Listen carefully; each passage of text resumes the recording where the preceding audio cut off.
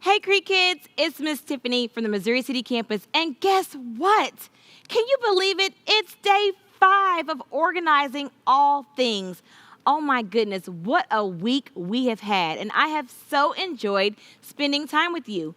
You have learned so much about organizing. Do you remember what that means? I'm sure you do by now. It's that big word that just means taking a big project and breaking it down into small steps. And as you complete each step, then you complete a whole project that you can look back on and be so excited about. And whenever we're obedient and completing these small steps that complete a big project, it really pleases God because remember, He has given us instruction on how to be prepared. Do you remember that Bible verse that we've been talking about all week in 1 Corinthians chapter 14, verse 40? Okay, let's get your Bible and let's read it together so that we can remember what God's word says about being prepared. But all things should be done decently and in order. And we talked about how we need to do all things, not just some things, on day 1 when we cleaned our room. Even when it may be difficult and it may be challenging, we do all things decently and in order. We also talked about how to do things decently, how to make sure that we have all of our materials at once when we created our fun art project, because we don't want to open ourselves to distractions where we have to stop and go and get things. And lastly, we talked about doing things in order because we found out what can happen when we don't do things in order and prioritize the things that we need versus the things that we want. Today, I am so excited that we get to spend time together in this very special way and remember the great example that God has given us about Noah. Noah had a big assignment from God that he had to break into small pieces. There were challenges and there were days that I'm sure that he thought that he had a lot to do, but he was faithful and he was obedient to follow through, be organized, and look how God used him in such a great way. But the most important thing when we are being organized is spending time with God. That is the most important thing, that everything that we do, we first surrender our plans and our organization to God because He is working in us and through us for His great purpose. You see, when God called Noah to build the ark, it wasn't about what Noah wanted to do. It was about what God wanted to do through Noah. And every time that we have a plan and we spend time with God to hear from Him, then we understand God's great plans to do through us. So each day when I have a big project or I have any work to do, I first start my morning by spending time in God's Word to understand that He is working in and through me all day long in everything that I do. And that's why spending time with God in prayer and reading His Word first is always our first step in being organized because it's always about God's plan over our own plans. Let's take a look at this great example in Noah and how God used Noah, and Noah surrendered his plans and his purpose to God's will, and how God used him in such a great way.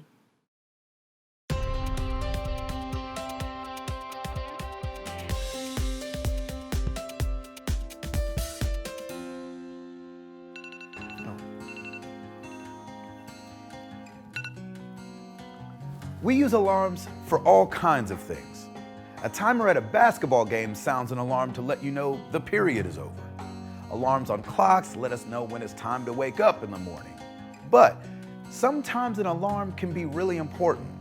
A weather alarm lets you know if big storms are coming your way. A fire alarm alerts you to danger so you can get to a safe place. Today, we will learn about a man named Noah. Noah didn't hear an alarm to let him know there was danger. Noah heard God speak to him. Can you imagine that? I don't think that's an alarm I would ignore. God had something important to tell Noah, and God's instructions were a bit strange. Let's open God's Word and see what we can find out. As we begin reading in the 6th chapter of Genesis, we find out some important things about Noah. The Bible says that Noah was a good man who loved God and obeyed his instructions. Noah lived with his wife and had 3 sons. Unfortunately, the world had become a very wicked place. The people were evil and did all kinds of things to disobey God. In fact, Noah was the only man who obeyed God and did what was right. God spoke to Noah and delivered some serious news. He told Noah that because the people had become so evil, he planned to destroy the whole world. How do you think you would feel if God spoke to you and said he was planning to destroy the whole world? I know I would be scared. However, God knew that Noah loved him, and God had a plan to keep Noah and his family safe. The only problem is that God's plan was a bit strange. Listen to what God told Noah. Make yourself an ark of gopher wood. Make rooms in the ark and cover it with pitch inside and outside. This is how you are to make it. The ark will be 450 feet long, 75 feet wide, and 45 feet high. You are to make a roof, finishing the sides of the ark to within 18 inches of the roof. You are to put a door in the side of the ark. Make it with lower, middle, and upper decks. Does that seem strange to you? First, God told Noah that he would destroy the whole world. And then, the next thing Noah heard was God giving him instructions to build a huge boat. Noah's mind was probably spinning, trying to understand what God was telling him. But God was patient with Noah and explained everything that would happen. God said that he would send a great flood to the earth. It would rain for 40 days and 40 nights, and the entire earth would be covered with water. God promised Noah that he would keep Noah, his wife, his sons, and his sons' wives safe inside the ark. God also said that he would bring pairs of animals into the ark to stay safe with Noah and his family. God gave Noah all the instructions he needed, and Noah did everything the Lord said to do. It took a long time to build such a huge ark. Can you say 100 years? Finally, Noah finished his preparations. When Noah was 600 years old, God said it was time for him to enter the ark. So Noah, his family, and the animals went inside to wait for the rain to begin. God shut them safely inside, and soon the rain began to fall, and the waters began to rise. Everything happened just as God said that it would. The entire earth was covered with water. Even the highest mountains were completely covered. God kept Noah safe inside the ark. He and his family stayed on the ark and took care of the animals for many months while they waited for the water to dry up. That's a long time to float around with a load of animals. Can you imagine what it must have sounded like? The smell probably wasn't so great either. Finally, after spending almost a whole year on the ark, God said it was time to leave. Then God spoke to Noah, "Come out of the ark, you, your wife, your sons, and your sons' wives with you.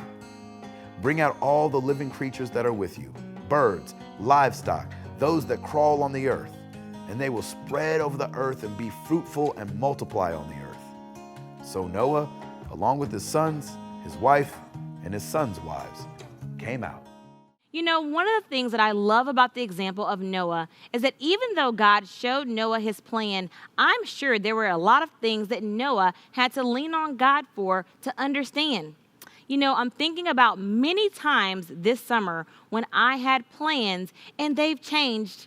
I'm thinking about a time when I was so excited for us to be together for VBS, and we had all of our plans laid out, but God has greater plans, and we get to be together in such a special way because of God changing our plans.